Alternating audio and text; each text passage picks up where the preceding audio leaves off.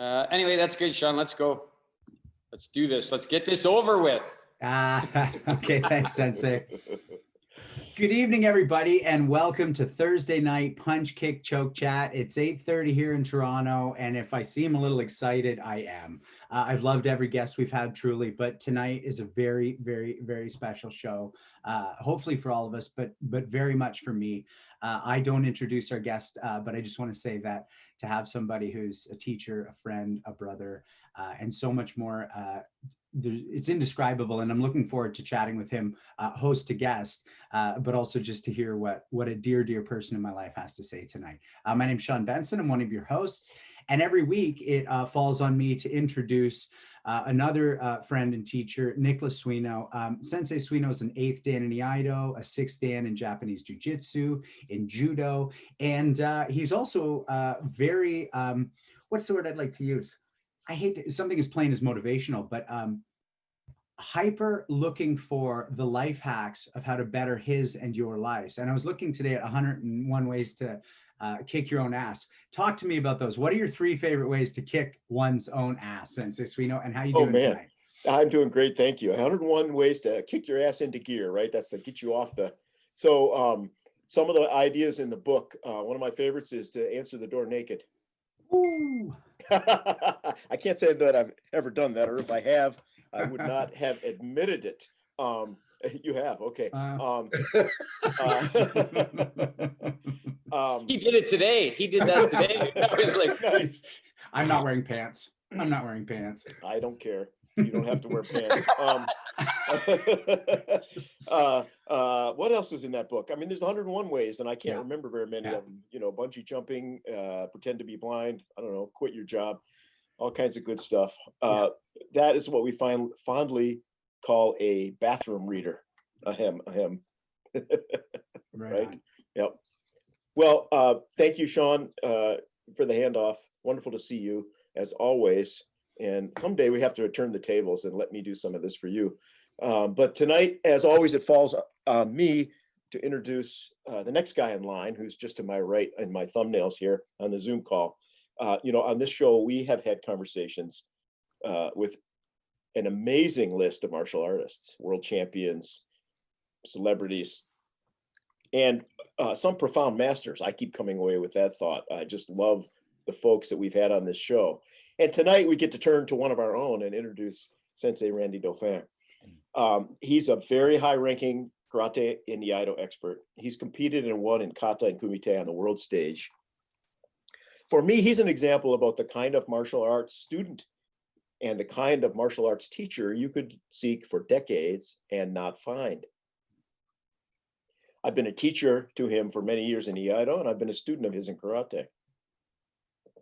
A few years ago, a very accomplished Iaido teacher came to my dojo, and he said to me and my students, and I'll quote, "If you find somebody whose martial arts are exceptional, start looking at the other things, their words, their mannerisms, the people around them.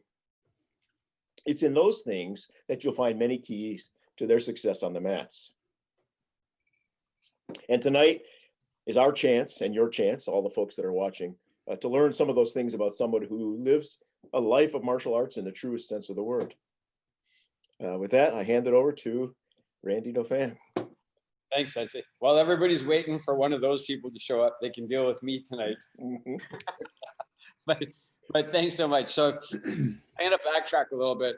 I have I always get to introduce Anchi Legacy, which I'm really grateful for. I guess when you come up with the idea, you get to have a couple of things that just continue to be yours. So I like to introduce Sensei Legacy. And I like to always introduce our guests, but I'm not going to introduce myself today because Sensei Suino already did that. But I want to backtrack and just say a couple of things about Sean. I just want to say, if you don't know, Sean is also a high-ranking karateka. He's a 5th dan. And another thing about Sean Benson, if you don't know it, the guy's just good at everything. Yeah. Like, he's a very accomplished musician. He's a great actor. Like, you can just go and see. I mean, he's a really good actor. He's a good musician. He's a great athlete. He does BJJ. He's also just a really good son, a really good friend, a really good student. As an example of that, I want to let everybody know something that I was thinking about today is he probably doesn't even remember, but my first trip to go compete internationally in Venezuela, I wasn't going to go because I couldn't afford it. And he actually bought me my plane ticket so that I could go on that first trip. So I want to let everybody know that. And I just want to say thanks to him for doing that. And then we just had so many great times, things that stand out in my mind. When he lived in Los Angeles, when he was on General Hospital, I flew in there and Sense Legacy drove with Nick McLaren down the coast. And I think we already told that funny story about at like 2 o'clock in the morning, Sense Legacy woke us up because he wanted to fight. We all went in there fighting. And him and I had a riot once driving to Minnesota to train with Sandoval. We took his parents' Mazda 626 and the three of us jumped in there and drove to Minnesota. And I'm not even going to get into the stories but that was a fun trip. So I just want to say thanks, Sean. And I want everybody to get a kind of a bit of a feel for the kind of guy you actually are, which isn't much different than how you portray yourself here. I want to say a couple of things about Sense Suino. One thing I want to say is that of everybody that I know, when I see Sense Suino do Iaido, I've never seen anybody do anything as good as he does Iaido. Like, it's just, you're seeing a person who touches the highest level of greatness. And I'm really blessed to have him as a teacher and be able to see that as an example. He's also introduced me to some of the best people I've ever met in my life. If you are ever in Michigan and you get the chance to go to JMAC, you're going to go to a world-class dojo. You won't find a better dojo in Japan or any other place. It's as great as any other dojo you're ever going to find. And it's because he created that.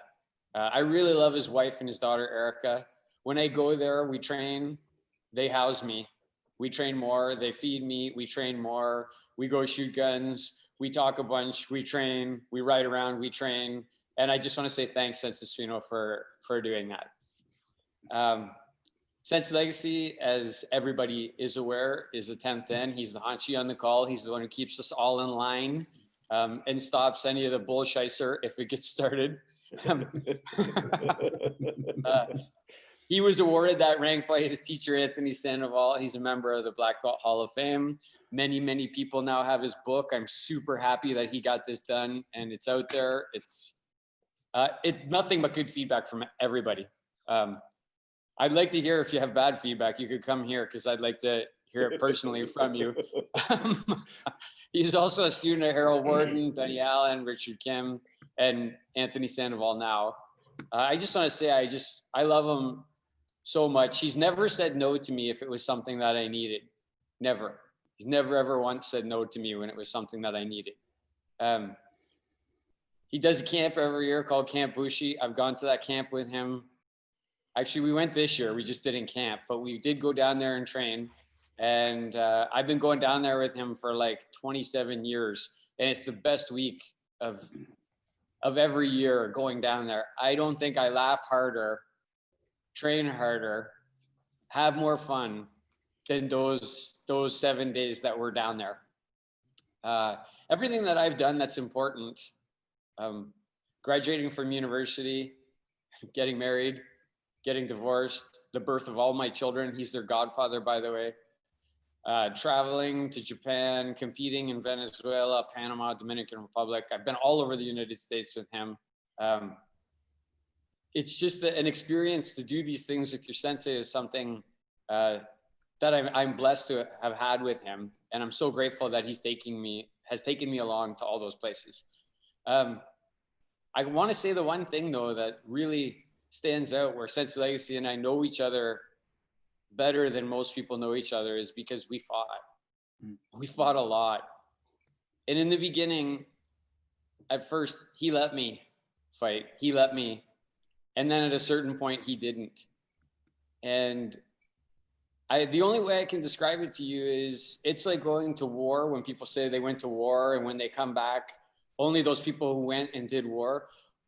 Nobody can know what I know of Sensei Legacy. Some people have fought him, but I mean, we fought so hard for so long, thousands and thousands of hours. And yeah, that's my introduction for Sensei Legacy today. Just a great man, great human being, and I'm super blessed to have him as a teacher. Thanks, Sensei. And so now it goes back to me just to give you all a little bit of housekeeping notes. First off, there's a question button at the bottom. If you look down the button that says chat, we really welcome your questions down there. As I say every week, if your questions are rubbish, we don't even clock them. We don't even get them because Robert vets them. If they're semi-rubbish, one of us will look at them and go, maybe, maybe not. So ask great questions. But I know a lot of you know Sensei personally or are very excited to learn about him, and they're going to be great questions. And also, this is for gentlemen having a chat that we're privileged to have you. You're privileged to listen. So if you don't like what you're hearing, you can log out. And I think Sound of Music might be playing downstairs. You can go watch that again. I fucking love Sound of Music, by the way. I'm taping it. You know, I just want to say something quickly. Sensei Dauphin doesn't care that I say or don't say this, but he didn't want to be our guest. He genuinely didn't want to be our guest. It wasn't going to happen. He was going to put it off indefinitely. And I mean, another 3 weeks, a year. So I actually had to backdoor a little, and Robert and I approached Sensei Suino and said, Sensei Dauphin respects rank. You have to tell him, because if we ask him, we'll never get him as a guest. And because Sensei Dauphin does respect rank, maybe more than anyone I've ever met, because of the classical man he is, he agreed to do this. The other thing is I love that he chews up even his own time to talk about you a little extra, Sensei Suino, to introduce me in that way. And that is who our guest is tonight. Sensei Dauphin, I get to treat you almost slightly formally. How does it feel to hear your intro? And how does it feel to be our guest tonight? It feels good, Sean, to hear that intro. I've said it to you before. I've said it to a lot of my students. At a certain point, actually, I think Sensei Suino and I were talking about this last Monday. At a certain point, you kind of reach this level where you're like, I don't really care too much what people think of my martial arts or me. Like, I kind of know what it is, but it always feels good when the people that you love and respect say nice things about you and what you're doing. It always feels good. And that, so I'd be lying if I said it. I'm not proud to hear Sensei Suino say those things about me. I'm proud to hear you say nice things about me. I'm very proud when Sensei Legacy says nice things about me. Yeah. Well, within the scope of this show, there's no doubt you deserve to be a guest. So let's get right to it. What was not like your childhood like, but what was it like for you growing up in Windsor? And then what brought you into the dojo? What kept you there? Always wanted to be a martial arts guy, just like a lot of the people on the call talk about. Like, I remember being with my cousins and watching Sunday kung fu movies, like all the Jackie Chan stuff. And I knew all the martial arts people in town, but I was, I don't know, let's say aggressive. So my mom would just flat out refuse to let me do anything that she felt was going to feed that aggression. You know, you ask about my childhood. It seems weird to say it to you because you already know it. So I guess I'm talking to all the other people, but, you know, lower middle class, I would say, lower middle class upbringing. Mother and father split up when I was young, but I always had a relationship with both of them. Lots of family around me all the time. And my family was probably lower middle class or upper lower class.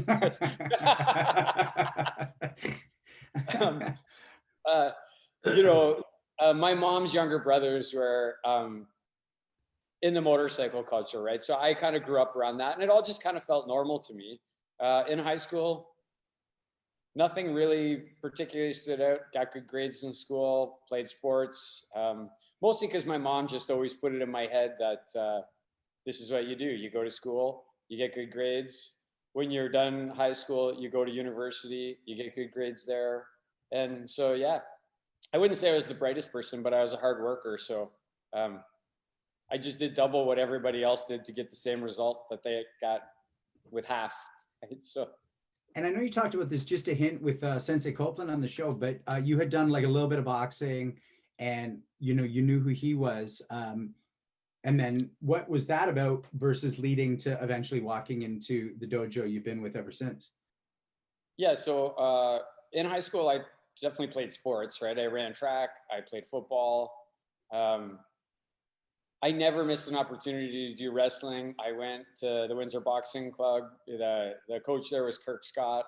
I wouldn't say like, I wasn't there near, like, don't think of the way I am in the dojo and think about that. That's a place that I went to maybe a couple of times a month, 2-3 times a month. The third time I got my nose cracked and I was like, oh, okay, well, I need to just work the bag a lot more and not think I can actually do anything here.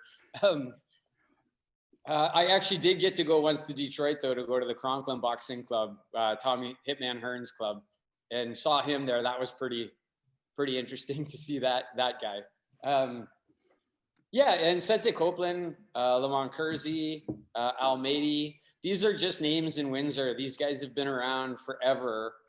And I had a little cousin who was doing karate at Sensei Copeland. So, when I'm 14, 15, 16, I would go watch him train and be there and talk to Sensei Copeland, but he didn't know who I was. I was just some guy standing there watching his little cousin train.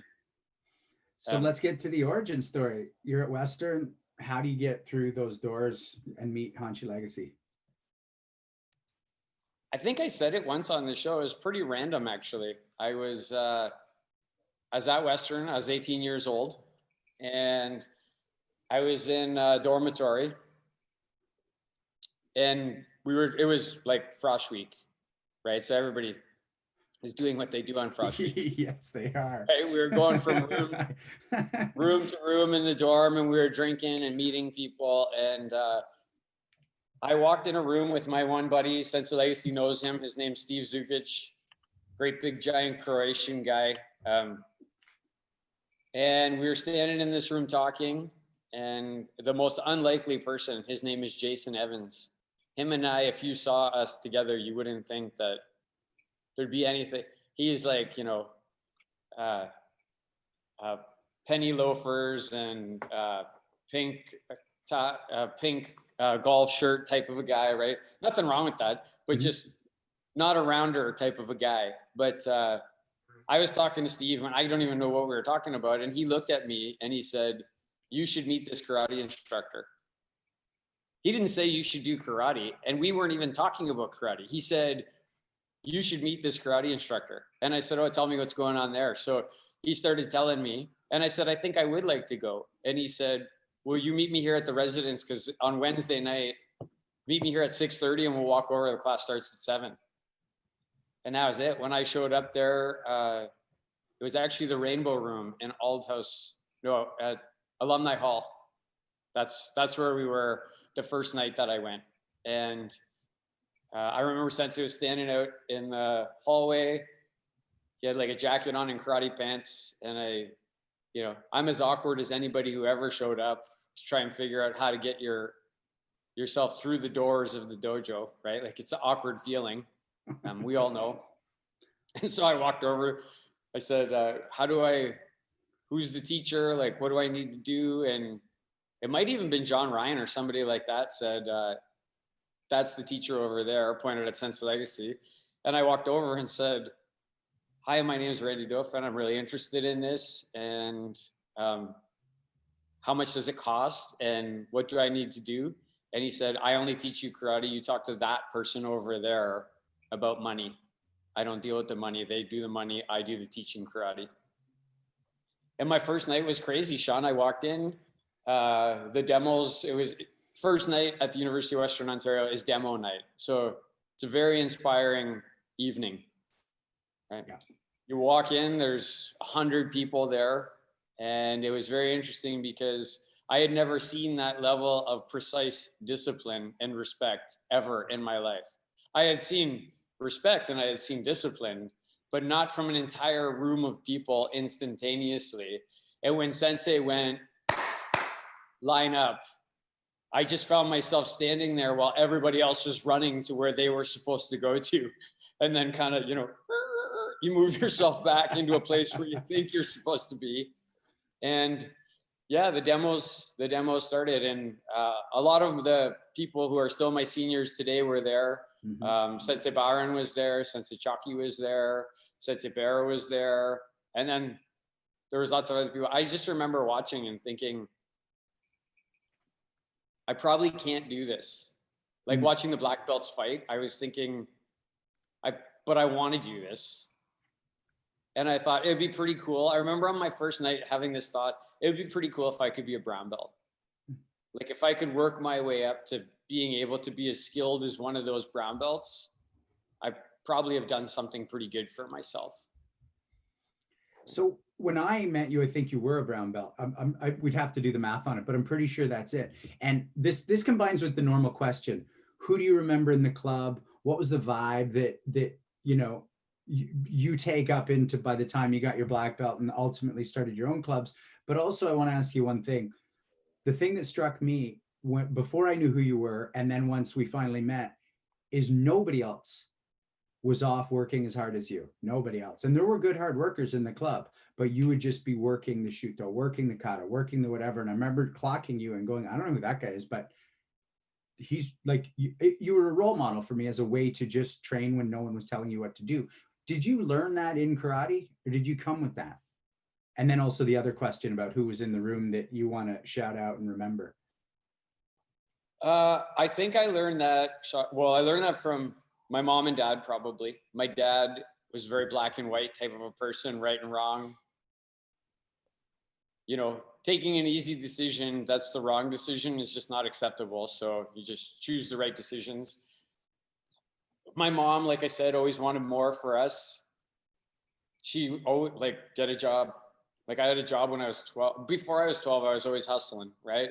Picking up beer bottles, pop bottles, so I think it maybe comes from just not having too much, right? So, you know, if you don't have much, you're going to have to start working to get it, right? You want that thing, you got to go get it. When I got in high school, a guy named Don Hollerhead was my football coach, and he pegged me in grade 9 and just said, when I was in grade 10, he sent me on Ontario Student Leadership Camp. I wasn't going to go, right? Because it cost $65, and I didn't have the guts to go tell my mom I need $65 to go to this. And so I said to them, I can't go. And they called my mom. My football coaches called my mom and said, and my mom was like, are you crazy? Of course you're going to this. Like, we'll find $65 for you to go. I think it was just kind of from looking and saying, I want to be able to do what these people are doing. And I don't know how to do it, but if I just keep working, I'll be able to do it. And I trusted that in that football coach, Don Hollerhead. I trusted that. Like when he said, if you do what I say, you're going to get results. And I did. And so then when I found Sense of Legacy, it was very easy. Like you don't have to be in the room for a long time with Sense of Legacy to realize he was younger than I am now when I met him. But even that, it doesn't matter. Like you just knew this guy knows karate and he wants me to be good at it. Like, you know, he wants me to be good at it. And if I just do what he says, he's going to keep giving me the things and then you just got to keep doing it. I've said it to lots of people, right? The number one mistake students make is not doing what their teachers tell them to do. I just like doing what my teachers tell me to do. But since they said now, like, Randy, get up, go back there and start doing Pinyin Shodan. I want you to do it like 100 times while the three of us talk. I'd go back over there and I'd start doing Pinyin Shodan. Yeah. Right? Yeah. So I got it, I guess, nature and nurture. Yep. And who were the guys? Yeah. Chance, right? I was going to say chance, that chance moment to meet that great teacher, that mentor, that's going to open so many other doors in your life. Yeah, I trained a lot with Sensei Byron. I trained a lot with Sensei Chalky, Joe Soroka, Sensei Soroka, rest his soul. I would go to Elmer and train with him. I trained with Sensei Bear a lot. I trained with anybody that had a dojo. Primarily, I would train with Sensei Legacy at the university 2 times, Monday and Wednesday night. Then when I had a car, I could get to St. Thomas and I would train. Before I was a brown and black belt, I would train 1 or 2 nights a week in the St. Thomas. That was when it was in, originally it was on Ross Street for like 5 minutes. And then I think it moved to the Knights of Columbus Hall for a little bit. I trained in there a little bit. And then I think maybe High Street Complex. But I was a regular fixture at Sensei Byron's dojo on Friday nights. And I would always try and go to Sensei Soroka's dojo in Elmer. If that's Joe Soroka, by the way, for people who are not Master B Soroka. Let's just be clear about it. Yeah, those are the people. And then my peers were people, one of them's on this call, John Ryan, LV Marchesin, Jason Evans, Al Meneses, Frankie Tai, Tim Black. I was blessed to have a really strong peer group around me. Just, it made it easy to work hard, because if you didn't, you were going to get your ass kicked. Yeah. Not that you didn't get your ass kicked anyway, but. So we're going to meet Sensei Suino soon, but Sensei Legacy, when did you clock Sensei Dauphin? When did you go, yeah, he's a student, whatever. And at what point did you maybe go, oh, here's someone to really bring along? Like, here's someone to bring along. When it was a yellow belt. Yeah. When it was a yellow belt, I think I was grading him, and he would have told you this anyway. But when I was putting a yellow belt on him, I told him, you're not the best guy in this grading, but if I had to choose anyone to be a black belt, I would choose you. He had an open mind, and he did what you told him. And like he says, your sensei knows how to teach you. Once you choose a sensei, make sure you choose a good sensei. But once you choose a sensei, you have to be loyal, and you have to do what he tells you. I mean, that's how it works. Like, I still have a sensei, Sensei Sandoval. And if he was here now and told me to go do the pin hands in the corner, I would do the same. Doesn't matter about rank. It's training, right? Randy had all the right things, all the right mind, kept himself in good shape, gained respect. Thanks, Hanchi. So around the time that I would have met you, we would have met, or I don't know when Hanchi knew him exactly, but you would have met Sensei Suino. So you want to talk a little bit about that, about your first experience with the Ido? I will, but I want to just remind Sensei of one other thing that happened between him and I that wasn't necessarily karate related. It was more who we both are type of related. We were getting changed in the change room. And at that time I looked at his arm and I said, you were in that club? And he just looked at me and said, how do you know that? He took me around the corner actually and said, how do you know what that is? And I said, oh, my mom's brother's blah, blah, blah. And then I think there was a little bit of a special place in Sensei Legacy's heart for me, because he was the guy from Sarnia, a border town, and I was a guy from Windsor, a border town, kind of blue collar people, rounder type people. And I think that was just another moment. I don't know if you remember that, Sensei, but. So actually, before we get to Sensei Suino, then let me pick up on that thread and chip in a little. So, you know, you came out of a place where fighting was something you did not mind doing. You didn't look for it, but you sure didn't walk away from it. Was like, how attractive was that aspect in karate? And then at what point did that transform into something that karate controlled and you controlled, instead of just, it's on, let's go? Yeah, it's a good question, Sean. Like, you know, growing up in Windsor, like it's like a fight a week type of a thing, right? Like with your friends, with my cousins, like you're always scrapping it out all the time, right? Like, it's not like a life and death battle, but like somebody's always getting a punch in the head or a shot in the gut, or like, that's just the way it is, right? So really, like when I came to karate, it's much the same as almost everybody else, I imagine. I wanted to be a better fighter, right? Like, I didn't really give a shit about kata. I didn't know what that was, right? And then when I did give a crap about kata, it was because I thought it would make me a better fighter, which it would, but it was all about that. Like doing the basics, kicking, punching, staying in good shape. It was all because you wanted to be a better fighter. That's what it was about.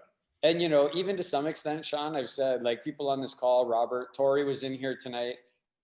You know, Tori and I were talking about, like, where did it switch to, like you said, right? Like, in the beginning, when I was a karate teacher, it was more about me than it was about the students, sadly. right? Like I just still wanted to be, I still was that person.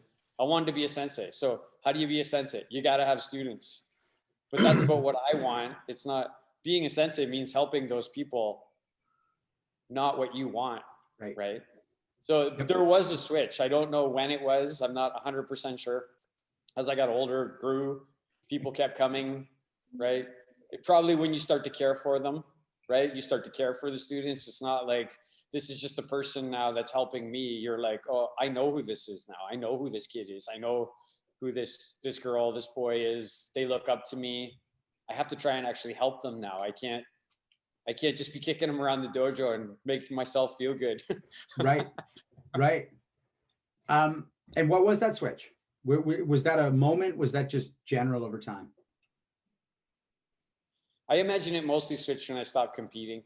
It was probably happening before that, right? I mean, I think I was a good instructor before that because I had high standards. But I think after I stopped competing, then it wasn't, and after I stopped caring who was better than me or who I was better than, then you could just kind of devote yourself to the art, right? Yep. Then my thinking also started to think, it's the same in Iaido and karate. I think about it every day, like who's going to carry this forward, right? I'm going to die at some point, and I need to have done my job to a high enough level that karate doesn't move backwards or Iaido doesn't move backwards, that at the very least it stays. Hopefully I move it forward. Just if I can just kick it forward, like just a little bit farther down, then that'll be good. I'll have done a good job. It'll be a life well spent. So speaking of that Iaido, when did you first clock Sensei Suino's Iaido? When did you first start? And when did you realize that, oh, this isn't just something I'm trying, this is something I'm doing?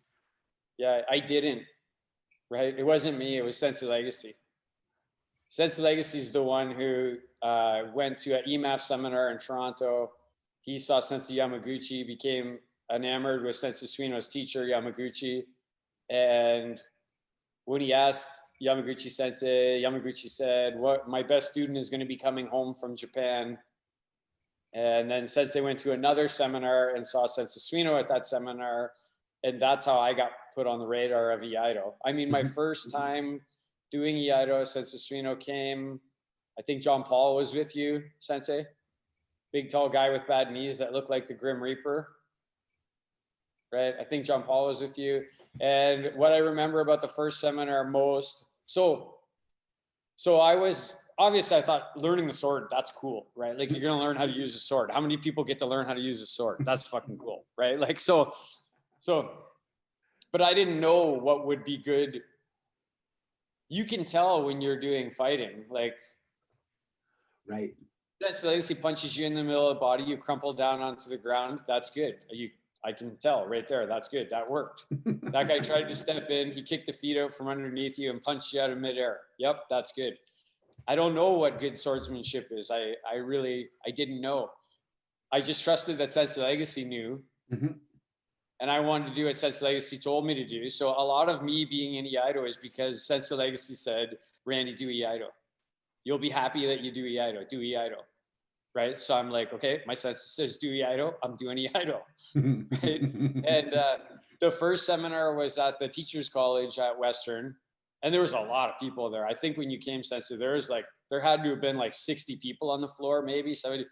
And because of that, I don't know how much teaching experience Sensei Suino had at that point, but I remember holding the fucking spoken like out on a 45. It felt like it was like for at least an hour of the 2-hour seminar. I never left with my shoulder hurting more. That was at a time when I could bench press over 300 pounds, and that stupid piece of wood might as well have been a car trying to hold it at arm's length. So yeah, then I just kept doing it. At first, kept doing it. Then, I hear Sensei Legacy talk about Sensei Suino. Randy, this guy's the best guy in the world, right? Like you're never going to find another Iaido teacher. Like this guy is the best. And you're watching, and then you get exposed to other people. You start seeing other people and you're like, yeah, well, that person's Iaido doesn't look like Sensei Suino's Iaido. The internet is going to start to blossom. You start finding crappy videos of people who are good at technology, but not good at Iaido. And they start slamming their stuff up there. Yeah, and I guess we had a pretty good, solid Iaido group in Legacy Shorin-ryu going for at least a good 10 years. Sensei Helps was in there. Sensei Sue Helps. Jeff McGregor was in there. There's a good chunk of people that were in that group of people. And then it kind of dwindled and only a few of us were doing it. Like not many at all. And then Paul and Victoria went to Sensei Legacy, 2 of our black belts, and said, we'd really like to get into Iaido. So Sensei Legacy said, I know a person. And then Sensei Suino came back, and the second time he came back after that little bit of that hiatus is when I really got into it. I remember That's that. when we were above the convenience store. We had the dojo above the convenience store. And then I just got addicted to it and I couldn't get enough of it. And yeah, Sensei would come like once a month. We would go to Michigan regularly and train down there. And then you get exposed to lots of great people. So I met Dan Holland and Nick Miller and just John Spangler, Sensei Gage, Dana. You just get exposed to all these really, really good people. And yeah.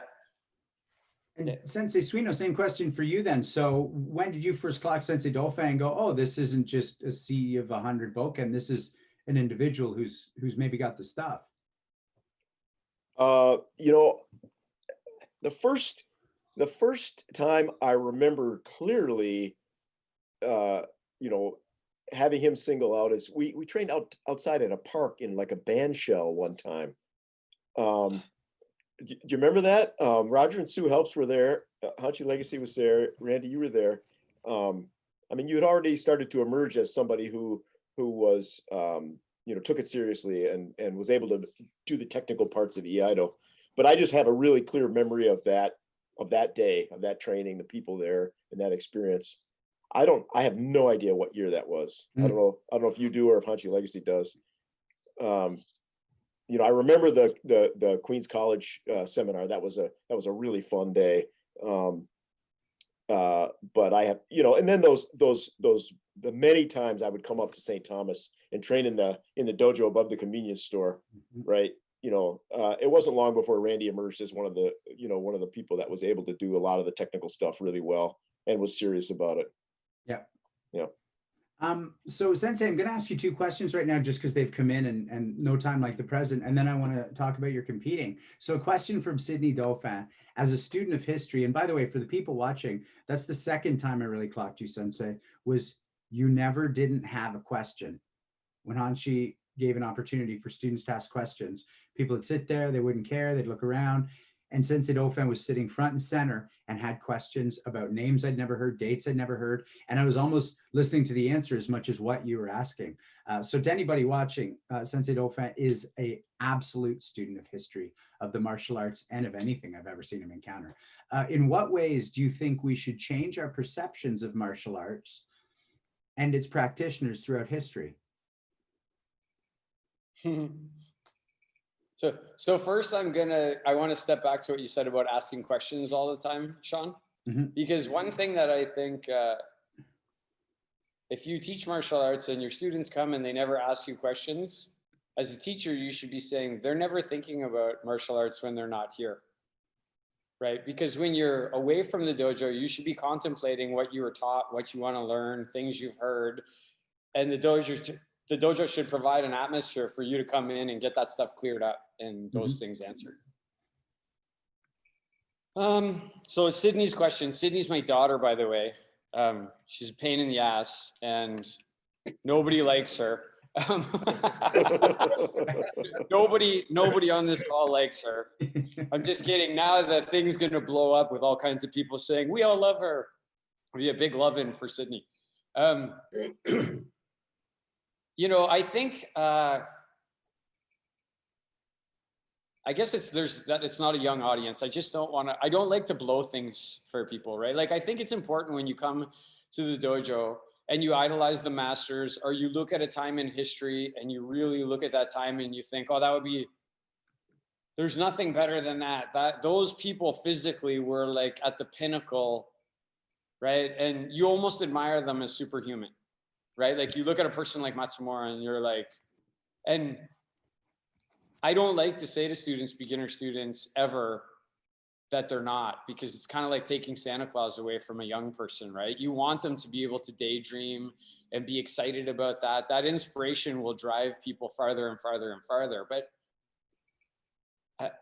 I think, so to answer Sydney's question, when you look back, I mean, you have to look at historical perspective and the culture of the time and why things evolved the way they did. I think it's a mistake to take your perspective of today from Canada in 2020 and look back to 1600 Okinawa and think you got it figured out why a person was a certain way, right? Or why. Undoubtedly it was harder to achieve then, right? Undoubtedly it was more difficult to achieve. It was a harder time to live. You couldn't just go to Walmart and buy clothes. You couldn't just show up to a building where there's a box on the side of the wall and hand them a piece of paper and then they would give you some food. Like, that didn't exist then, right? You had to work all the time for everything that you had to get. But so the hardness, I guess, would be one thing I would say. When people look at today, it's a little easier. You could choose to make it hard for yourself. Some people, if you put them from today back then, they'd be just fine. Some people would not. Some people from back then, if you brought them today, wouldn't be well, or they'd be just fine, right? Like, you know, so I guess romanticize it, but not too much. That's one of the things that I would say people should change in their thinking. Don't always aspire for something that's maybe behind you. Aspire for the things that are in front of you and look at the people that are around you right now.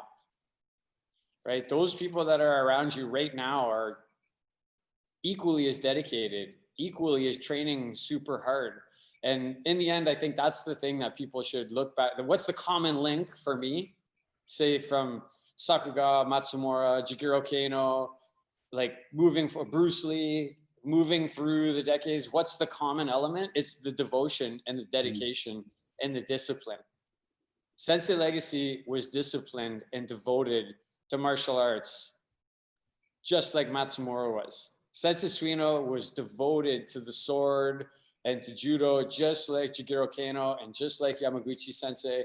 That's where things are the same, is in the work, the hard work, putting your head down, doing the work, and being willing to do the work.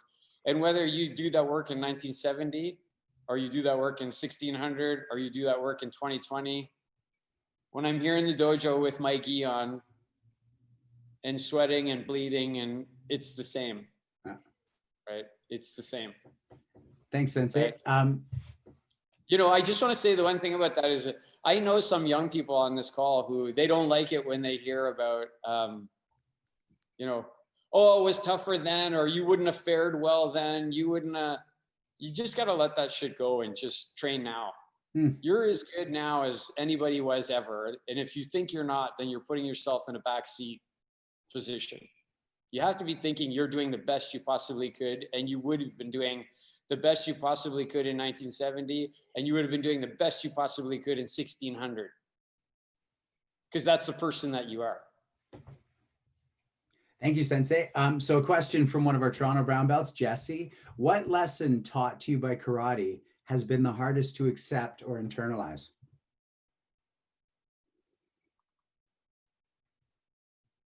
I don't know if I have an answer for that, Sean. What the hardest lesson was? I would say that the things that you're working on and struggling with in the beginning are the things that you're often still working on and struggling with 31 years later. Like, I mean, I could think of things Sensei Legacy said to me. Like, he said, you know, you lost that fight because you weren't ready and you didn't get yourself ready in the right time. Like, you weren't ready. You're still not ready. You're standing there, you're not ready. You're waiting for the guy to move before you get ready.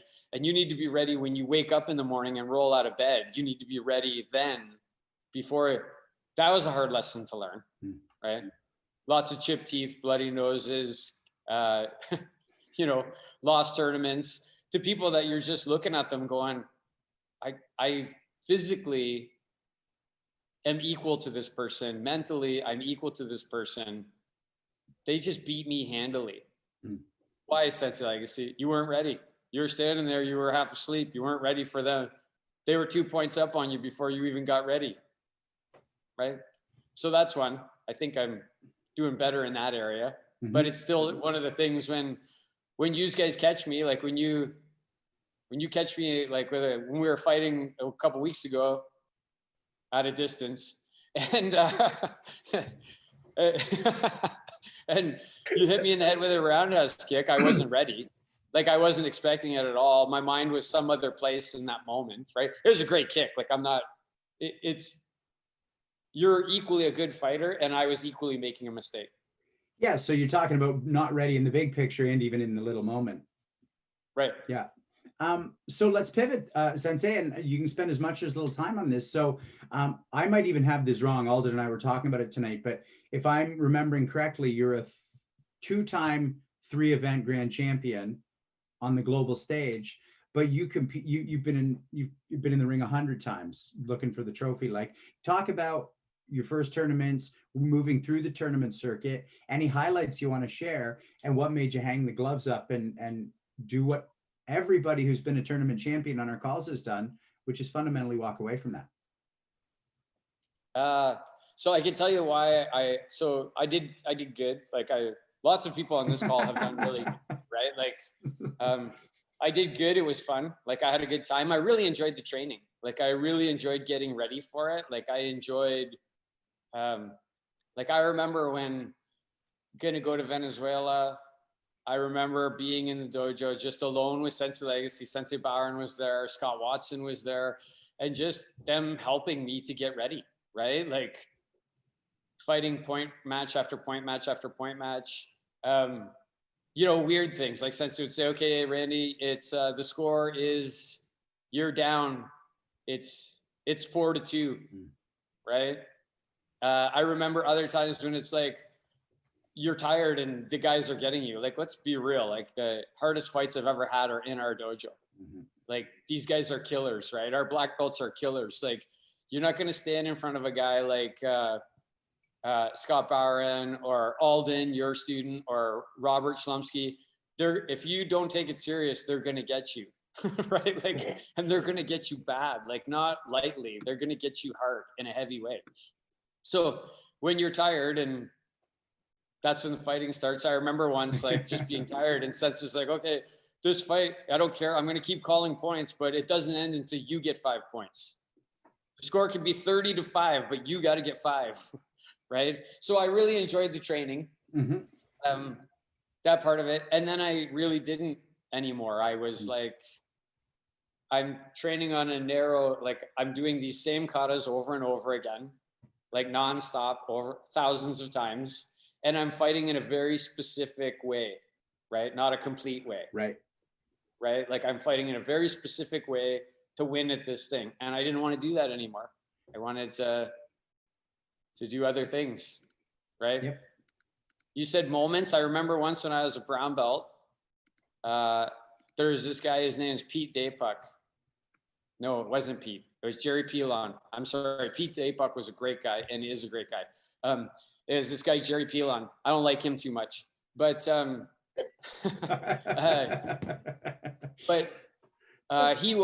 got his black belt. He's good. He was good though. Like he physically was good. And he went down to Master Corley, Joe Corley, the Battle of Atlanta. He went down and competed in that. It's a huge event, and he won or placed in bow. And then Sensei George de Guzman was having a tournament in Sarnia that was an invitational, smaller, right? Like when I say smaller, it's like saying I played a high school football game or I played in the Super Bowl, right? So I'm in the high school football game tournament and I'm competing against this guy. And one of our black belts, Arnold Black, is the center referee, and it's in Kobudo. So we're doing bow. And I did Sakuga no Kon, the Kata Sakuga no Kon, and we tied. Like of all the brown belts there, we tied for first place. And Sensei Black said, you both are going to go again for the tiebreaker. We're going to do a show of hands, and you have to pick another kata. I had only learned the other kata like maybe like 4 weeks before, and I'm like, do I tell him I don't know another kata? I can't do that. He told me to pick another kata. I know another kata, but I just suck at it, right? So I did I did the kata, right? And I guess I didn't suck at it because when they turned us around to do the show of hands, I remember when I turned back, Sensei Bear was sitting off in the crowd and I looked at him and he just looked at me and went, and I knew then that I had won. Like he gave me the nod that I got more hands. And I got to tell you, it feels good to know that you can go to a dinky high school level tournament, like if it's that, and you still can run up against really great competitors and you still can win and beat them. And, you know, your job is just to go and compete. Who shows up is not your business. Your business is to be ready when you get there and to beat whoever shows up.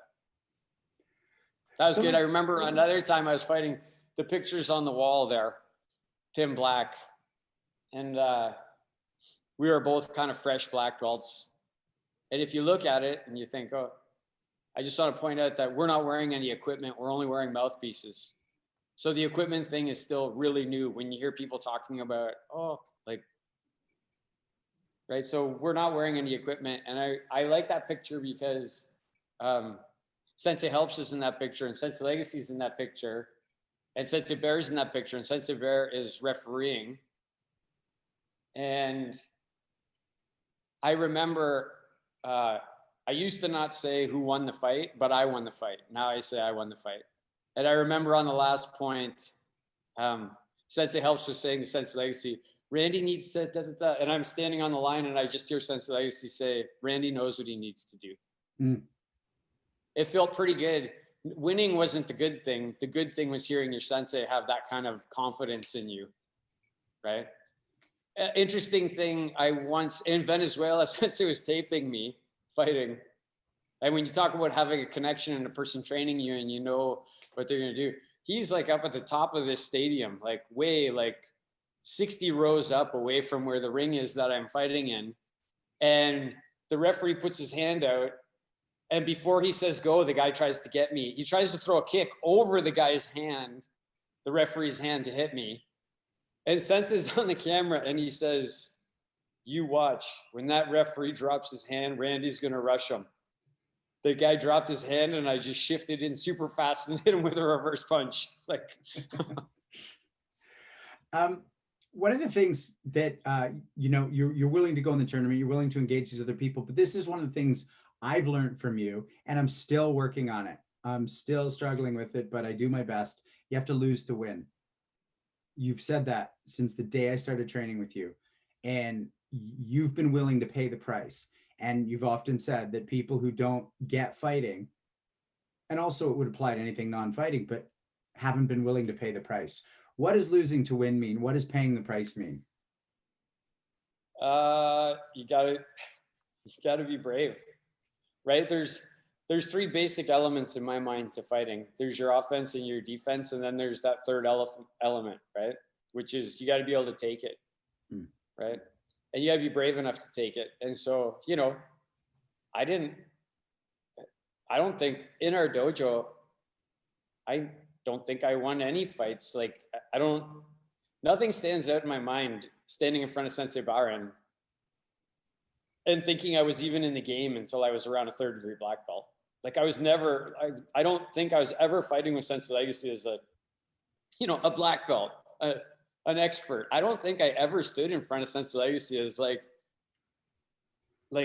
all the way up to Sandan and thought, oh, I'm doing good here. No, he was kicking my ass like every second of us fighting, right? And if he wasn't, he was letting me get in. He was letting me learn. And I think that's it. People get afraid, maybe. They're not willing to do it. And they tell themselves that there's some barrier that's not really there.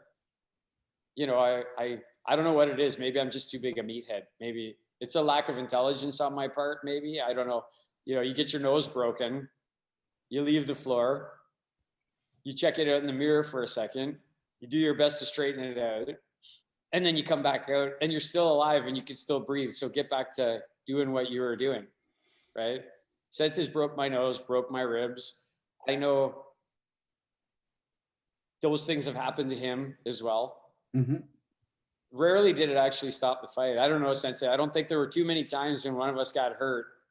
You can correct me if I'm wrong. I actually don't remember any off the top of my head where you and I were fighting and one of us hurt the other one and we said, okay, that's enough for today?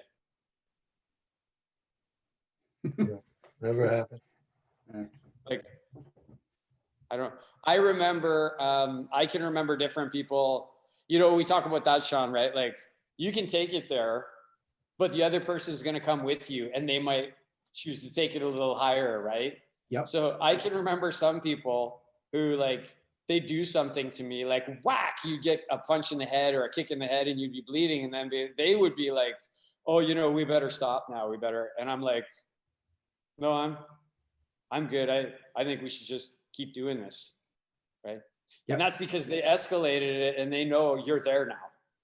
Right. Yep. Like, you're there and now they're trying to shut it down because they don't want you to actually be there with them. They're like, we should just maybe end this because I don't want to cut on my face. Right. So this is, I don't even have this written down, but this is something I want to ask you because it's coming right out of this. And I think it's one of your strengths and I'd like you to talk about it and how to teach it or how other people can get it. You have a switch, and when that switch gets flicked, your opponent can feel it. I've been across from you and I felt it. Other people have felt it. That motor that goes, oh, it's escalated. I mean, I would contend that any martial artist who believes their art's going to work outside of the dojo needs that motor. Were you born with the motor? How do you develop the motor? And how does someone who's not got your motor find their version? I didn't have it. I said, Sensei used to complain all the time I wasn't ready. Didn't have that switch. Right? The switch was being flicked after I had already lost. Right. Like, that was the time that the switch got flicked.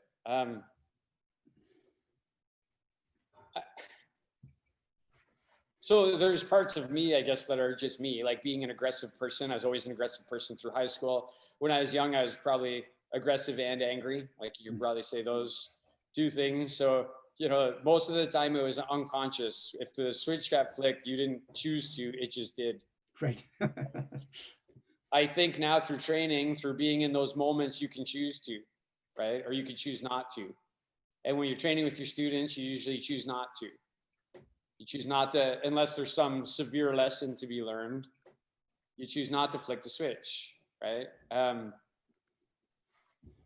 You know, I'm not deferring to Sensei Legacy all the time. I'm not trying to kiss Sensei Legacy's ass here, but when you're fighting at a super high level, and I mean, like, these are not like point matches. Like, when I talk about fighting with Sensei Legacy, we're not like bowing to each other, like, like, okay, that was a good one, and then go back to the line. No, you're talking about, like, it's basically like a kickboxing match for a half hour or 45 minutes without much breaks, right? Yep. The breaks are like, okay, my toe's broken and I need to tie it to my other toe. I'll be there in a second, right? And so at first the switch gets flipped by that. I said it to him once. He goes, why are you fighting like that? Do you remember, Sensei? No. He said, why are you fighting like that? And I said, I'm trying to get you not to react. Okay, yeah, I remember. Yeah. Right? Because a person like Sensei Legacy, that switch will flick before you even, like, it's just instinctive. Your foot starts to move, your hand starts to move. It happens so fast in his mind. Like, it's not even a thought. We say it's a reaction, but it's not a reaction, because a reaction is something that, you know, maybe it's a flinch or it's a response. It's a programmed response that you're getting. Right. And that's what flicking the switch is, right? Flicking the switch is deciding to engage. What happens after that are the responses from training, right? So once you decide, I'm going to engage in this moment, I'm going to step forward, then you're going to be responding, right, to what's happening. I think these are just my opinions, right? I'm stating them like they're facts. Other people might think differently, and they're probably right too. Right on. Well, we got a few questions coming in, so let's get a few more opinions. First off, an opinion from Sensei Conroy Copeland, who, as Robert put wise words, there are no dinky tournaments, because if you're competing, it's big to you. I like that. Question from Christiana Landol. What was the biggest challenge you faced in martial arts, whether it was personal or practical, and how did you overcome it? The biggest challenge is always the people around you that are closest to you. Personally, that's what I think. Who don't do martial arts, who you love and care and respect, and you want to meet their expectations. But those are the people usually that will try and stop you from going to the dojo. They'll try and give you some other reason why you shouldn't be going to do what you want to do, what you're passionate about, what you love to do. Probably because they don't understand it, right? And that's why they do that, right? Again, it goes back to somebody asks you what it's like to get punched in the face, just drill them in the head. All the answers are right there. Don't try and explain it to them. The people who don't do martial arts, they can't know like why we love it as much as we do. Don't expect them to, but just know that that's going to be a challenge and you have those people in your life. Right? When Sid was little and I would leave to go and Sensei would show up, we would always take a limo to the airport. It was so much fun when we were going to go to these faraway tournaments. He'd come to my house the night before. We'd get a stretch limo to come. We'd get in there. Sydney, so many times, do you know how hard it is when your kid is holding on to your leg saying, don't go, and you love that little kid, but you got to pry her off of your leg and say, Daddy's going to be home in 2 weeks. Bye. Like, stay with grandma. You're fine. You're safe. You don't actually really need me here. You just want me here. Right? Mm-hmm. So that's what I would say that biggest challenge and barrier is. Right? Yeah, I love that. A warm bed on a Saturday morning is tough to get out of. In terms of competition, this is a question from Daniel J. Holland III. In terms of competition, sparring, fighting, or anything of that nature, has the way you see an opponent changed between now and when you were younger? Yeah, definitely, for sure. I feel more like Sense of Legacy now. Like when I look back and I remember not understanding things he would say back when. I remember once winning a tournament and him saying to me, if I had to fight, he was not being boastful either. Like, I don't want this, there was no ego in this statement. It was just about there's levels to this game, right? Like there's levels to this, not this game, but when you're competing, there's levels to it. There's levels to fighting. And I remember after having just won a tournament, Sensei saying, if I had to fight any of you, I'd beat you all so easily. Right? And the funny thing is, I was like, that's true. Like, I knew that was true. Like, I had just won and I knew he could beat me easily. So it only makes sense that he would have been able to beat all the other person. Yeah, then after a while, Sean, you just, Sensei Copeland talked about it, actually. He's on this. I'm super happy that he would spend his time to listen to what I have to say. But he talked about it before. You know, you show up and the people know, like, you know who the 2 or 3 people are and they know who you are. Right. Right. And some people surprise you, but not usually. Right. And I fought some really good people. Like, I mentioned his name before, Pete Dapuck. That guy is he is good at the tournament game. Like, he was good at it. He's good in Kata. He looked good, handsome guy, athletic, fast. Had some great fights against that guy. He's really good. Guy on the US team, Tai Yokum, serious karate guy, like seriously good fighter and just a serious dude all around. Great fighter, good guy to have competed against. And I knew he was the one, right? So I guess that would be, to answer Dan's question, that's the difference. At a certain point, you learn who it is and who is not. Right. When I went there, I would always, a couple of things: fresh black belt, fresh equipment, fresh uniform. You don't want anybody looking at you going, that guy's equipment's held together with duct tape. I think he's fought once or twice before. You don't want to give them any tells before you walk in the ring. You want them to have to figure it out on their own. I got a question for you before we get into one more. And by the way, our time's flying by. It's absurd. You mentioned earlier that Kata will make you a better fighter. I know you believe that. And I know that comes up in our chats and people have different relationships with how to apply Kata. And to be honest, like, to everybody watching, like, I love interviewing you. I wish we could talk till midnight, but I also just am like, I also just would love you to run a class right now. Like just step out and we do a class because it would show as much about who you are. So some of these questions I'm asking are of that nature. So in your estimation, how does Kata make someone a better fighter? I think, I don't know, again, these are opinions, right, Sean? So this is just my opinion. And I stand to be corrected, especially by people who know better than me. And I know a lot of people on this call know better than me. But as much as I love karate, fighting, jiu kumite, free sparring, and I think I have, you know, I can pontificate for hours on the benefits of how that's going to help you, both in the dojo, in your job, in real life, if you have a conflict. You know, it's if you let's talk about, like, because you're talking about kata, we need to talk about conflict, not necessarily sparring, right? We're talking about conflicts, not sparring. And we're talking about conflicts, we're talking about things that happen outside of the dojo, not in the dojo, right? The people in here are not they're the people I'm tempering myself against if something happens out there. I just believe what some people say, like Ian Abernathy, while I don't agree with everything he says, one of the things he says is true. Like I would ask Sensei Legacy or Sensei Copeland or anybody who's at a conflict on the street, when did you engage? I know when I've had a few, when I engaged with the person and I closed, it didn't open up again like it does in the dojo. It stayed closed until it was done. Right? Like you came in, boom, boom, it worked and it was done, but you didn't go boom, boom, and then shift off to the side and do the ollie shuffle. And then, no, like once it starts, it keeps going until it's done, right? Whereas a lot of times in kickboxing or karate fighting, when you're training, you know, you get in and you get out.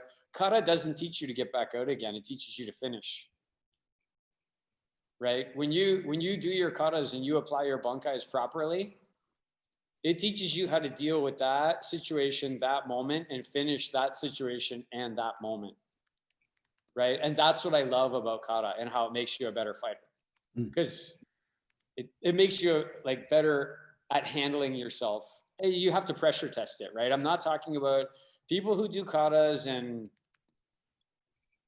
you know, you turn it into a one-step sparring exercise where the person punches, you shift to the side, you do an inside middle block, and that's not what I'm talking about. I'm talking about when you actually tussle with somebody, almost like you're grappling a bit, and you got to pull the hand off and do the move, and then a hanchi kata, pull the hand off, do the move, pull the hand off, do the move, take them down, finish. Like, the simple answer is kata teaches you to finish, to deal with the situation completely. Thanks, Sensei. Love that. From Kim Blackstock, and this overlaps a little with what we're about to get to with the 10 questions, but after all these years, at this point in your martial arts, what are you most excited about still getting better at and mastering? Like all of it. Like there's not, yeah. Like you know, specifically right now, I really like doing my weight crane stuff. Like I really enjoy doing the weight crane. I get a lot of benefit out of doing it. And when we talk about those bankais and those things, it's a very complete system for that, right? Sandoval Sensei used to say something that I never could understand in the beginning, but I understand a lot now. He'd say that's a basic kata and that's a fighting kata. That kata that you're doing is a basic kata. That kata that you're doing is a fighting kata. And I asked him once, I'm like, when you say basic, Sensei, do you mean that that's easy? And he said, oh, no, I don't mean that. Like a pinyan kata, which is a basic kata, isn't an easy kata, but it's designed to reinforce your basics. And this other kata, Hakutsuru Dai, is designed to teach you how to fight or deal with a conflict. Right? And so it's not to say that you can't use a pinyan kata for a conflict, right? But so to answer Kim's question, I'm really excited about my white crane right now. In my EI, I feel like I talked to Sensei Suino about stuff. I'm geeking out on all kinds of little weird things now, like that, you know, where my pinky finger is on the hilt of the sword is causing my cut to be different. We had a class, I came last night and did an hour and a half of Iaido by myself, trying to be as completely patient as I could be with myself and only do the amount of physical exertion that was necessary with those two principles in mind. And I'm going to be diligently working on that. And I will say, since you know, there was a moment where I did 5 or 6 cuts and I was like completely exhausted after doing 6 cuts in that way, completely like, and I want to experience those things more. I'm excited about training people, Sean. Yeah. Right? Being able to push this forward, get more people that want to do true martial arts, that are passionate about this, keeping this community going. I'm very excited to keep this community going. So I actually want to throw this question to you and to Sensei Suino. The other night, Hanshi Legacy mentioned that, you know, after 30 years, if you quit, you never even, you were just a beginner. And Sensei Suino, you had an awesome laugh where you're like, I'm sorry, can we just go back and address that Hanshi Legacy said that 30 years and you're sort of like, you're not serious yet. So Sensei Suino, let's actually kick it over to you for a sec. What are your thoughts on that? And then Sensei Dauphin, at 31 years, what are your thoughts on that? Well, we were talking about, we've had so many people on this call on this show who have started in the martial arts at a young age and have done it for decades. And they've gone through very similar evolutions. And a lot of that really deep stuff, you're not Yoda unless you do your stuff for 1,000 years, right? And it's inescapable, right? Randy was talking about doing the hard work. I was just talking about that the other day. You do the hard work, you have to lose, and you have to put in the time. And it's just a different measure of time. It's not, you don't read a couple books, write an essay, get your certificate, and you're good to go. Like, the really important shit is 30, 40, 50 years shit. And, Hanshi Legacy was talking about that the other day, and so it just, there's a lot of good stuff that happens in 30 years, but that's not what we're talking about. There's another level here, right? Yeah. Yeah. Thanks, Sensei. I appreciate that. Sensei Dauphin, as you're entering possibly the next phase, if we look at it that way, what do you think of that? 31 years, lot to come. Where do you put yourself there? Comparison's a killer, right? Like when you compare yourself, like just be your best. And I know what I know right now, which is a lot more than I knew 10 years ago, which is a whole hell lot than I knew 20 years ago. But what you won't ever hear me say is that I know what Sensei Legacy knows. Right. Like, you're not going to hear me say that. You're not going to hear me say at 31 years that I know what, and we got to get into the minutia of that when you talk about that too, right, Sean? Because we're not talking about somebody who just straps on and hangs around for 50 years. We're talking about the people who really train. Like, there's lots of people who've been in martial arts for 30 years. I like to think that I might be a little bit different than them, some of them, right? And, when I look at Sensei Legacy, I was thinking of this. The day he walked in the dojo in the martial arts world, who was ahead of him? Everybody. Every single man, woman, and child who was training on the face of the earth was higher ranking and had more experience than him the day he stepped into the dojo. Where is it now? Right? That's the Yoda shit right there, right? That's the, now it's like, it's like the hourglass now has, like, you start, right? And everything's there above you, and now it's all below you. It's all, you've moved past all of that. So I love that. Look, one thing that's been addressed so much, and I can't go on without it, and I want to ask you this, and it relates to a question maybe that Mike Russell has, but I want to start a little first. You posted about your birthday, because it's your birthday today, and we haven't even addressed this, by the way. To everybody on this call, I was so excited. I'm the worst host in the fucking world. And also, I know the Sensei Dauphin is pretty chill about it all, but it's his birthday today. So if y'all want to send him a message or give a wave, happy birthday, Sensei Dauphin. Thank you. Yeah. And so you posted today on Facebook about the workout you had set out for yourself. if only I could do this, and the workout specifics don't matter, but nail this thing in 49 minutes, I'll be good for, your age. And then you do it in 27 minutes. So you just add more work than I can do in a workout to the remaining 12 minutes. How much work should people be doing to be a martial artist who considers themselves serious? And it doesn't have to be fitness work, but I don't know anyone who does your volume of work who's not a professional fighter. What do you recommend? All of it, as much as you possibly can. I mean that truly, right? Like, don't bullshit yourself. Right? Sensei said that once. He said, and it's true. Everybody thinks they're just a little bit better than they actually are. Right? Like, don't bullshit yourself. Don't live in some fantasy world about, I put my uniform on and I go to class twice a week.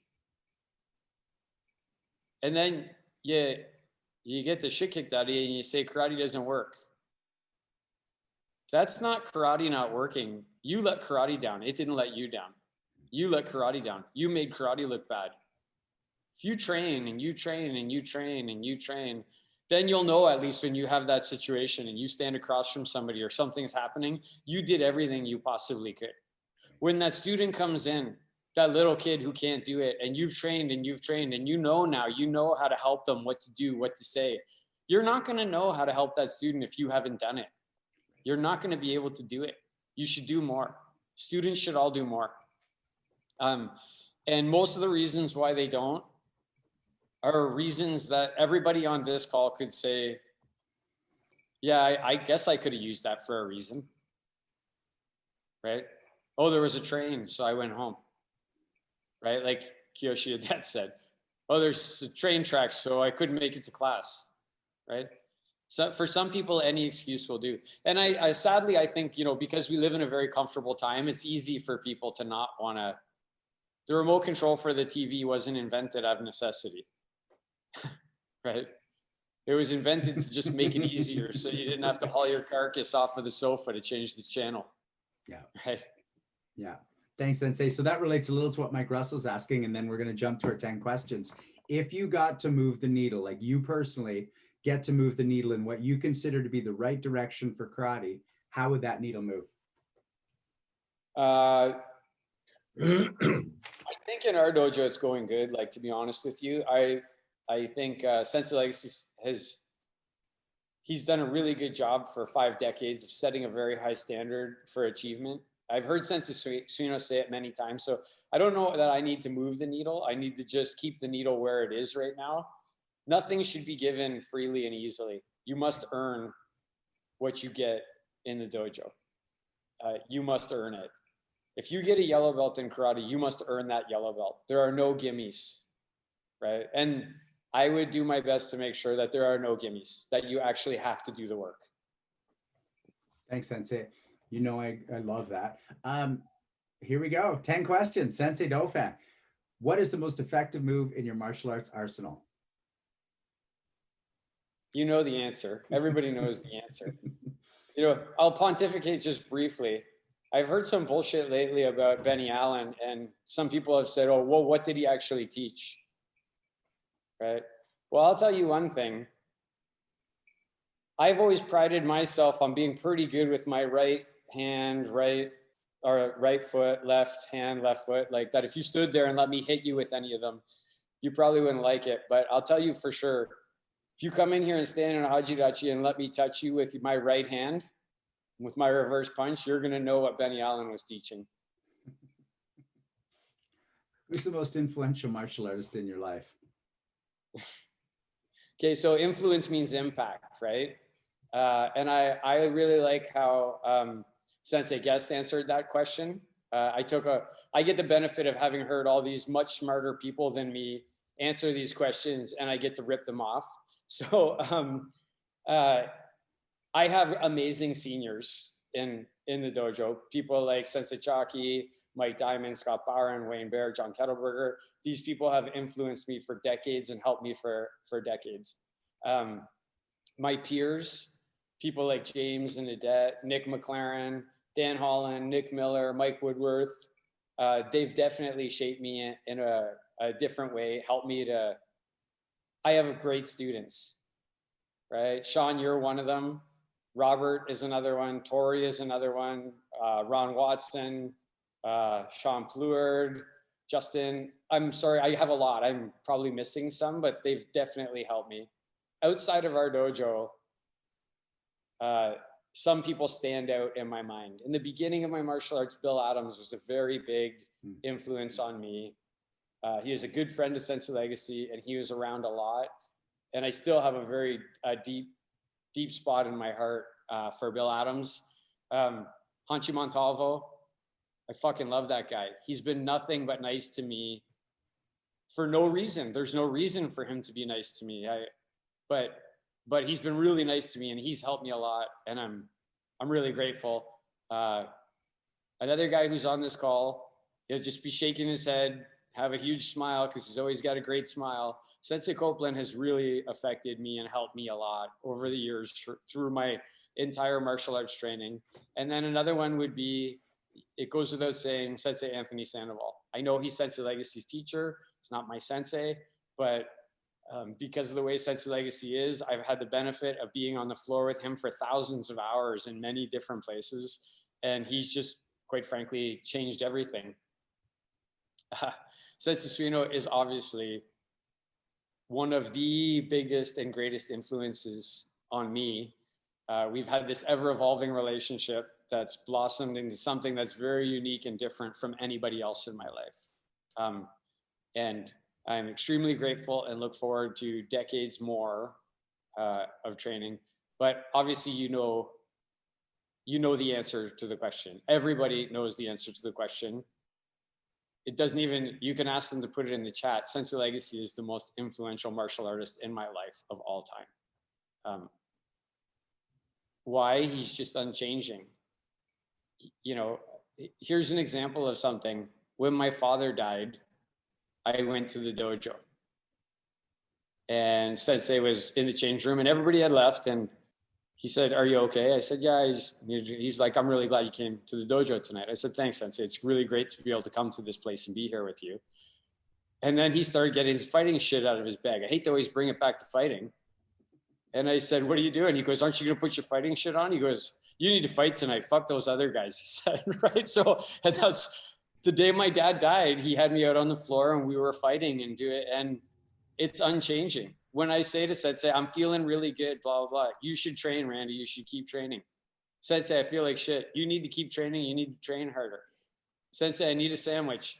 "Let's go up in the kitchen. I'm going to get a sandwich for you." Sensei, "I need a godfather for my kids." "I'm the guy. I'll take care of your kids if you die." He's the most impactful and influential martial artist in my life. Sensei, most influential martial artist of all time, and why? Again, I can't answer that question easily. Who do you say? Do you say it's Badu Dharma? Do you say it's Jigoro Kano? Do you say it's Itosu, Funakoshi?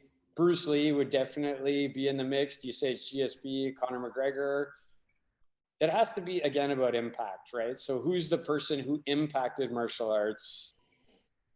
Is it Badu Dharma, a guy who walks from India to China, right? And they say that that's the start of martial arts. Is that it?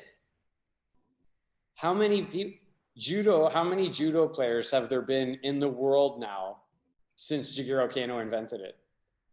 Everywhere, every place on the planet has high level judo and it's permeated. So is it Jigoro Kano? Itosu's the guy who was smart enough to say, "Hey, we're not going to do this just in the dojo anymore. We're going to just teach anybody. We're going to get it into the school system. We don't want this to disappear." Where would karate be if Itosu hadn't said, "You're not going to have to stand on hot coals outside of the dojo to get in anymore. You're going to just get to come in and do it," right? Funakoshi, what if he didn't leave Okinawa and go to Japan? Where would it be? So it's really hard, Sean, to just say one person. I do agree that Bruce Lee, like in my time, Bruce Lee is definitely the most influential martial artist of all time. Because after he did his stuff on the movies, dojos boomed and people like, so to me, that's what the impact is. It's what did you actually do for the martial arts? Right? Kimberly asked this a little bit, but what excites you most about the next 5 years of your training? Traveling, training, really looking forward to seeing old friends again, like just getting past the stuff that's going on, spreading the joy. I'm going to be doing the same things I'm doing now. Hunchitarian said to me, and when I was with Sense Legacy, he said, what you do between now and when you're 60 is building your legacy, right? And then you can enjoy it more in your 60s and 70s if you do the hard work now. So I look forward to trying to help to build something. It's very important what we're doing, Sean. This is maybe more important for society today than at any other time, maybe. If heaven exists, what would you like to hear God say when you arrive? I wrote it down. Your mom, dad, and sister, Uncle Jimmy, and Larry will see you at dinner tonight. Sense of Suino and Sense of Legacy are over there with Benny Allen and Yamaguchi waiting for you. Right. Your favorite film and TV martial artist? I don't know. I just rack my brain about it. I just don't have one. I mean, I just don't. I like a lot of them. I watch them. Yeah. Let's say if I could meet one, I'd really like to meet Chuck Norris, right? A living one that's still around right now. It would be super cool to meet Chuck Norris. Mm-hmm. Which martial artist, living or dead, would you want to train with or fight with the most? I think I've been fighting with them already. I've been fighting with them for 31 years. It's the people in our dojo. I'm satisfied. It's fun to fantasize about, it would be good to fight Matsumura or Itosu or something like that. But I like the people that I'm training with now. I like the people I'm fighting with now.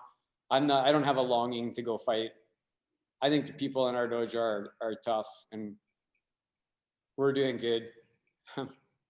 Right? If everyone in the world could have a single benefit that you've gotten from martial arts, whether they train or not, what would it be? To be able to think a little deeper, right? The ability to be able to think a little deeper. And I guess the ability to make the right choice, not the easy choice, to get down and get uncomfortable and do the work that you got to get done. Greatest achievement, greatest regret? I think the greatest achievement is just still being here, right? You talk about the grains of sand, when I joined, there were so many people ahead of me, and it has to be in a martial arts sense, right? My greatest achievement is the life that I'm living. That's my greatest achievement. I'm living my best life, truly. I'm blessed that when I was 18 years old, I found my life's calling, and I've been able to stay on that path with great teachers, great seniors, great peers, great students. That's my greatest achievement, right? The life that I'm living. My kids are part of that. My girlfriend is part of that. Greatest achievement, everybody. But when you say people want it to come down to that one thing, well, I got a university degree. So if you have to make it about that, then it has to be about, for me, my greatest achievement would have to be the ranks that I've achieved, right? Because it's not easy to get them, and not everybody will, and not everybody can, right? Of course, I love my children, but I know a lot of dumbasses who have kids, right? It's not like a great achievement to have one. It's a great achievement to be a great parent, right? Greatest regret?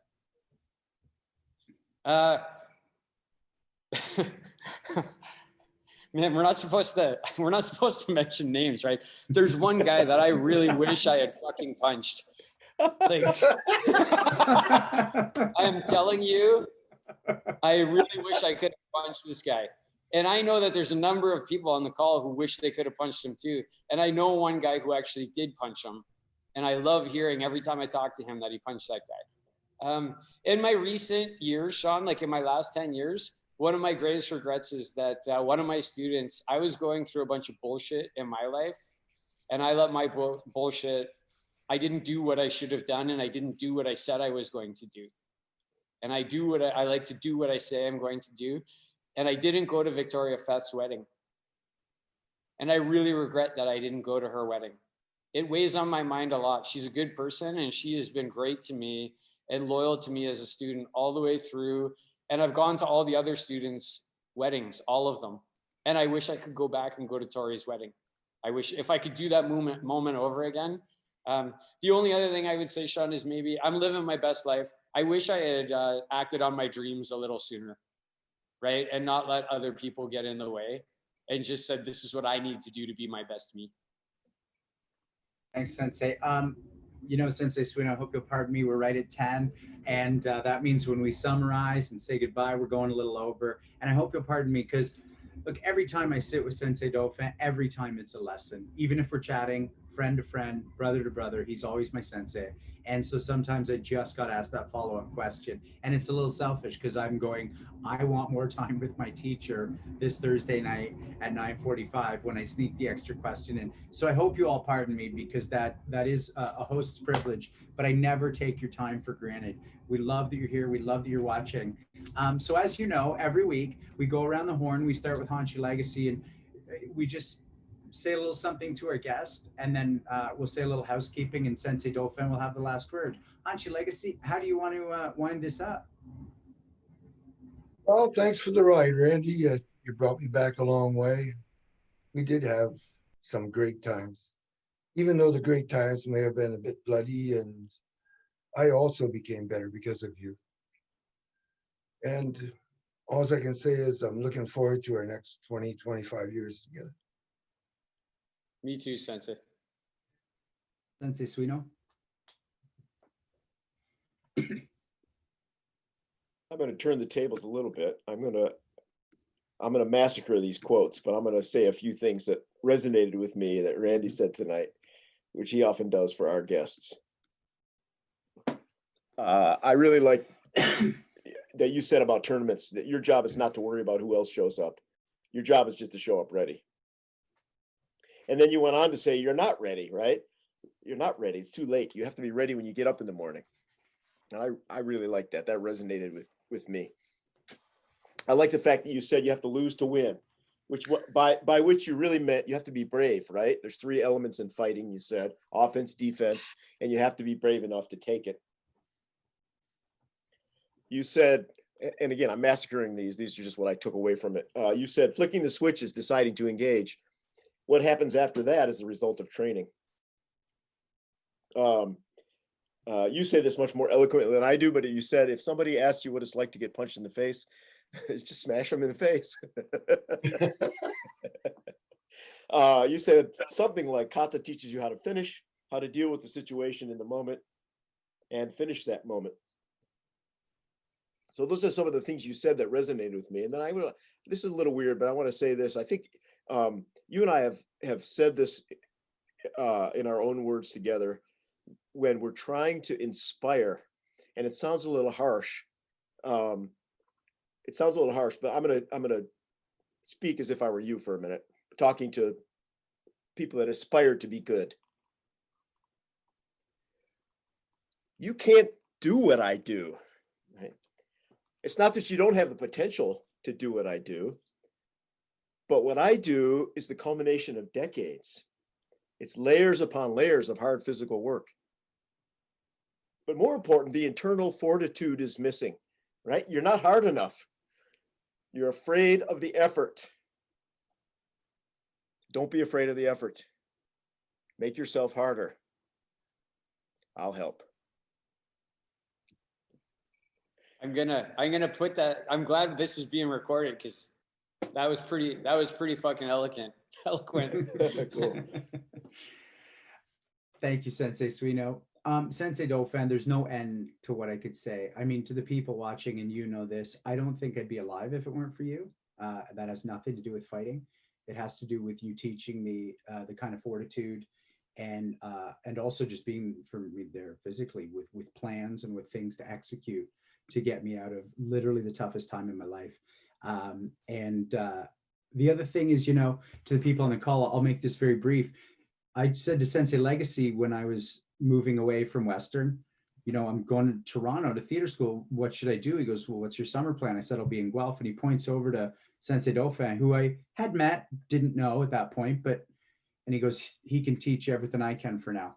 And I was shy and nervous, and I called Sensei Dauphin, and he said, yeah, meet me in this park. I motorbiked over, and he was waiting in the park on Angela Crescent there. And he and I trained alone for 2 years, and I would just find my way to him. And from that first day in that park, you have never once asked me to do something that you haven't done at least 10 times, if not 1,000. And that's the reason I posted this today. 24 years, you've been my teacher. And if you want to know why, watch the show. Well, if you don't know why already, what I say won't convince you, but you've never once asked me to do something you aren't willing to do 10 or 1,000 times more. And that consistency, I never don't get what I need, whether it's coming down for a lesson. And sometimes you'll even say to me after, sorry, I know we didn't fight or whatever. And I'm like, I'm just drinking this in.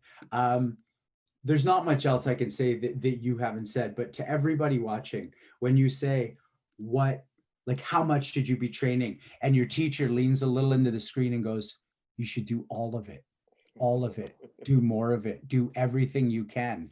I go, right. I can't wait to go train tomorrow. I can't wait to see you, talk to you, and get motivated to go train tomorrow. And I can't thank you enough for that. I do a lot of things. I've taken a lot of lessons. Nobody stuck with me over 24 years, except for one person. And he's on this call, Hanshi Legacy, for 27. And other than that, people do come and go in my life, even for all the right reasons. But it's a really beautiful thing to know that you and everyone in this call will be a part of my life as long as I'm living it. And I thank you for that. The depth of that, you and I know what it means. And anyone else who has the student-teacher relationship, including people on this call, they know what it means. And most people who don't have that probably won't. And I hope they find it. But I feel so lucky to have it with you. And you're a friend, a brother, but first and always my teacher. So I'm going to actually let you take the housekeeping notes, because you're always best at that, for our next 2 weeks, and then take us out as our guest with your thoughts for the people watching. I don't remember what our next week we have Sensei Mustard, right? And interesting thing about that guy is Nick McLaren, who I consider just to be a total badass. Like if Nick McLaren goes to sleep well every night and he decides to do what he does through his day, and sometimes it's not nice to some people, but he said to me, Randy, you're really going to like Sensei Mustard. He's a real badass. That's what he said. And if you don't know who he is, you should check it out. And interestingly, when I talked to him, super nice guy, just like everybody else, saying, I don't have anything to say. You don't want to interview me. And I was like, yeah, that's what the other 30 great masters all said too. You don't want to interview me. So excited for that. Then I think we're just doing a host show, right? Yep. And then that's it for the year. And we're lining guests up for next year, and we'll start pushing those out. Did I miss anything? I don't think so, but thanks, Sensei. The one reminder I want to throw out to everybody watching, we had such a great time at the host show last time. And when we have people asking the questions, we actually make them a part of the show. We put the spotlight on them, and it's a little bit more integrated that way. So, we had a blast with it. I really look forward to that again. So if you're a newer guest and you didn't catch the last host show, you definitely want to sign in for that and be a part of the whole deal. Sensei Dauphin, take us home. Number one thought would be, I popped off a lot tonight about my opinions on things. It's okay. We can like each other and have different opinions, right? I respect all the people on this call. And if you have a different opinion than me, that's okay. Let's just get together and talk about it. I'd be happy to learn from your opinion, and I'd be happy to inform my own opinion with information that you have to give me. So that's one thing I'd like to say.